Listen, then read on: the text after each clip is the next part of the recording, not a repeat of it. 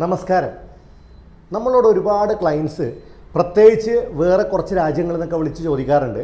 അതായത് നമ്മുടെ ശരിയ ഫണ്ടുകൾ ഉണ്ടോ ഇൻവെസ്റ്റ് ചെയ്യാൻ വേണ്ടിയിട്ടെന്നുള്ളത്.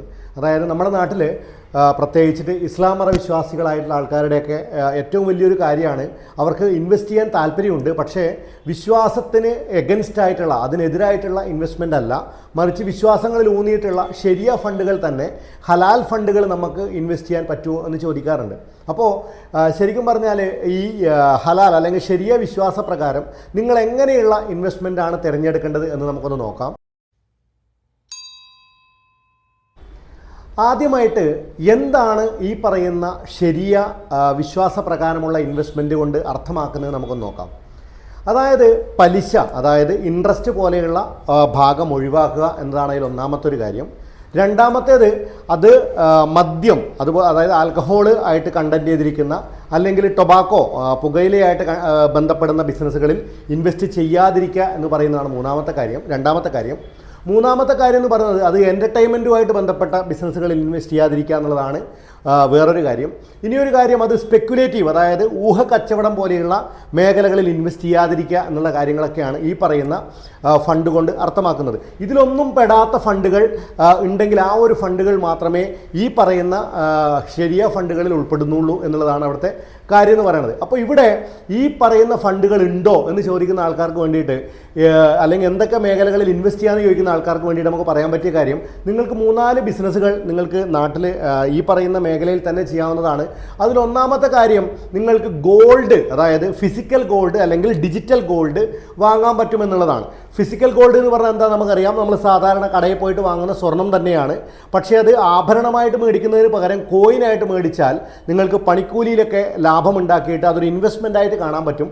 സ്വർണ്ണമായിട്ട് മേടിക്കുമ്പോൾ അതിന് വലിയ രീതിയിലുള്ള പണിക്കൂലിയൊക്കെ വരുന്നത് കൊണ്ട് തന്നെ അതൊരു ഇൻവെസ്റ്റ്മെൻ്റ് ആണോ എന്ന് ചോദിച്ചാൽ ഒരിക്കലും അതാണ് എന്ന് പറയാൻ പറ്റില്ല. ഇനി രണ്ടാമത്തെ കാര്യം, അതിനൊരു റിസ്ക് ഉണ്ട്. കാരണം ഈ സ്വർണം സൂക്ഷിക്കുക എന്നുള്ളത് തന്നെയാണ് ഏറ്റവും വലിയ റിസ്ക്. പിന്നെ രണ്ടാമത്തെ കാര്യം എന്ന് പറഞ്ഞാൽ ഈ സ്വർണ്ണം നമ്മൾ ഫിസിക്കലായിട്ടാണെങ്കിൽ നമുക്കത് വിറ്റഴിക്കാൻ ചിലപ്പോൾ കുറച്ച് ബുദ്ധിമുട്ട് വന്നേക്കാം എന്നുള്ളത് വേറൊരു കാര്യമാണ്. കാരണം പല ജ്വല്ലറിക്കാരും സ്വർണം കൊടുത്താൽ സ്വർണത്തിന് പകരം കാശ് തരില്ല, മറിച്ച് സ്വർണം മാറ്റിയെടുക്കാനുള്ള ഓപ്ഷനാണ് പല സ്വർണ്ണ കടക്കാരും ഇന്ന് നടത്തിക്കൊണ്ടിരിക്കുന്നത്. സോ അത് നമുക്കൊരു ബുദ്ധിമുട്ട് വരാം. കൊടുക്കുന്നവരുണ്ട്, പക്ഷേ അതൊരു ബുദ്ധിമുട്ടായി വന്നു എന്ന് വരാം. ഇനി രണ്ടാമത്തെ കാര്യം, ഇത് നമുക്ക് ഡിജിറ്റലായിട്ട് എങ്ങനെ ചെയ്യാൻ പറ്റും? ഇതിനുള്ളൊരു സൊല്യൂഷനാണ് ഡിജിറ്റൽ വേ ഓഫ് ഇൻവെസ്റ്റ്മെൻറ്റ് എന്ന് പറയുന്നത്. നിങ്ങൾക്ക് സ്വർണത്തിൻ്റെ ഡിജിറ്റൽ ഗോൾഡ് വാങ്ങി വെക്കാം, അല്ലെങ്കിൽ നിങ്ങൾക്ക് മ്യൂച്വൽ ഫണ്ടിൽ, അതായത് ഗോൾഡ് ഫണ്ടുകളിൽ നിങ്ങൾക്ക് ഇൻവെസ്റ്റ് ചെയ്യാം. ഗോൾഡിൻ്റെ ETF എക്സ്ചേഞ്ച് ട്രേഡഡ് ഫണ്ടുകളൊക്കെ ഇതിനുള്ള സൊല്യൂഷൻസ് ആയിട്ട് നമുക്ക് പറയാൻ പറ്റും.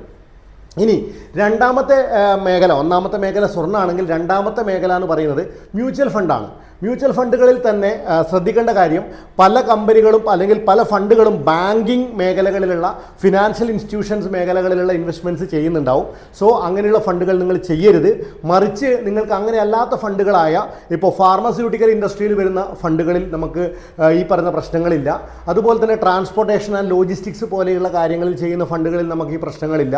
അല്ലെങ്കിൽ നമുക്ക് വേണമെങ്കിൽ നമ്മുടെ ഇൻഫ്ര പോലെയുള്ള മേഖലകളിലുള്ള കമ്പനീസ് നമുക്കൊന്ന് ചൂസ് ചെയ്ത ശേഷം അതിൽ നമുക്ക് ഈ പ്രശ്നങ്ങൾ ഒഴിവാക്കാൻ പറ്റും. ഇങ്ങനെയുള്ള മേഖലകളിൽ നമുക്ക് ഇൻവെസ്റ്റ്മെൻറ്റ് ചെയ്യാം, മ്യൂച്വൽ ഫണ്ടിൽ ഇൻവെസ്റ്റ് ചെയ്യാം. ഇനി അതുപോലെ തന്നെ ഗോൾഡ് ആൻഡ് സിൽവറിൻ്റെ FOF, അതായത് ഫണ്ട് ഓഫ് ഫണ്ട്സ് ഒക്കെ നമുക്ക് വേണമെങ്കിൽ ഈ പറയുന്ന കാറ്റഗറിയിൽ ഉൾപ്പെടുത്തിക്കൊണ്ട് ചെയ്യാൻ പറ്റുന്നതാണ്. ഇനി മൂന്നാമത്തെ കാര്യം എന്ന് പറഞ്ഞാൽ ഡയറക്റ്റ് ഷെയർ വാങ്ങുക എന്ന് പറയുന്നതാണ്. അതായത് നമ്മൾ ഷെയർ മാർക്കറ്റിൽ കയറി സാധനങ്ങൾ വാങ്ങുന്നത് പോലെ, കടയിൽ കയറി സാധനം വാങ്ങുന്നത് പോലെ ഷെയർ മാർക്കറ്റിൽ നമുക്ക് കമ്പനികളുടെ ഷെയർ വാങ്ങാനുള്ള ഓപ്പർച്യൂണിറ്റി ഉണ്ട്. അവിടെ നമ്മൾ ശ്രദ്ധിക്കുക, നമ്മൾ വാങ്ങുന്ന കമ്പനികളോ അല്ലെങ്കിൽ അതുമായി ബന്ധപ്പെട്ടിരിക്കുന്ന കമ്പനികളോ, അവരുടെ പാരന്റ് കമ്പനി അല്ലെങ്കിൽ അവരുടെ സബ്സിഡറി കമ്പനീസ് ഒന്നും തന്നെ ഈ പറയുന്ന തരത്തിലുള്ള, അതായത് നേരത്തെ പറഞ്ഞ പോലെയുള്ള ഇൻട്രസ്റ്റ് വാങ്ങുന്ന അല്ലെങ്കിൽ പലിശ വാങ്ങുന്ന അല്ലെങ്കിൽ സ്പെക്കുലേറ്റീവ്, അതായത് ചില കമ്പനീസിന് പാരന്റ് കമ്പനിക്ക് അല്ലെങ്കിൽ പോലും ചിലപ്പോൾ സബ്സിഡറി കമ്പനീസിനൊക്കെ ചിലപ്പോൾ ക്ലബ്ബുകളോ അല്ലെങ്കിൽ കസീനോസ് അങ്ങനെയുള്ള ബിസിനസ്സുകളൊക്കെ ചെയ്യുന്നവരുണ്ടാവാം. അതൊക്കെ ഒഴിവാക്കിക്കൊണ്ടുള്ള മേഖലകളിൽ നമുക്ക് ഇൻവെസ്റ്റ്മെൻറ്റ് ചെയ്യാം. അതല്ലെങ്കിൽ നേരത്തെ പറഞ്ഞ പോലെ ടൊബാക്കോ അല്ലെങ്കിൽ എൻ്റർടൈൻമെൻറ്റ് പർപ്പസിലൊക്കെ ചെയ്യുന്ന കമ്പനീസൊക്കെ ഒഴിവാക്കിക്കൊണ്ട് നിങ്ങൾക്ക് ഷെയർ വാങ്ങാവുന്നതാണ്. അവിടെ high profit is equal to high risk എന്ന് പറയുന്ന ഒരു ചിന്താഗതിയിലാണ് നമ്മളവിടെ സാധനങ്ങൾ അല്ലെങ്കിൽ ഷെയർ വാങ്ങേണ്ടത്. ഇനി അടുത്തൊരു ക്രൈറ്റീരിയ, നാലാമത്തെ ഓപ്ഷൻ എന്ന് പറയുന്നത് പ്രോപ്പർട്ടി വാങ്ങുക എന്നുള്ളതാണ്. പ്രോപ്പർട്ടി വാങ്ങുക എന്ന് പറഞ്ഞാൽ നമുക്ക് സ്ഥലം വാങ്ങാം, ഒരു കടമുറി വാങ്ങി വെക്കാം. അങ്ങനെയുള്ള ഫിസിക്കൽ ഇൻവെസ്റ്റ്മെൻറ്റും കൂടി നിങ്ങൾക്ക് ഈ പറയുന്ന ഫണ്ടുകളിൽ ചെയ്യാവുന്നതാണ്. ഇനി ഇതിൽ ഏറ്റവും ഈസിയസ്റ്റ് വേ ഏതാണ് എന്ന് ചോദിക്കുകയാണെങ്കിൽ മിക്കവാറും മ്യൂച്വൽ ഫണ്ട് തന്നെ നമുക്ക് പറയുന്നതായിരിക്കും എളുപ്പം. കാരണം ആദ്യം നമ്മൾ ഫിസിക്കൽ ഗോൾഡാണ് മേടിക്കുന്നതെങ്കിൽ ചിലപ്പോൾ അതൊരു വലിയൊരു ഹ്യൂജ് എമൗണ്ട് നമുക്ക് ആവശ്യമാണ്. അല്ലാതെ നമ്മൾ 500 രൂപക്കോ 1000 രൂപക്കോ ഒന്ന് പോയിട്ട് നമുക്ക് ഇൻവെസ്റ്റ്മെൻറ്റ് ചെയ്യാൻ പറ്റിക്കൊള്ളണം നിർബന്ധമില്ല. ഇനി നമ്മുടെ കയ്യിൽ എല്ലാ മാസവും നമുക്കൊരു ഡിസിപ്ലിനോട് കൂടി ഇൻവെസ്റ്റ്മെൻറ്റ് ചെയ്യാൻ അവിടെ പറ്റിക്കൊള്ളണം എന്നില്ല. ഡിജിറ്റലായിട്ട് പറ്റും, പക്ഷേ ഫിസിക്കലായിട്ട് പറ്റില്ല.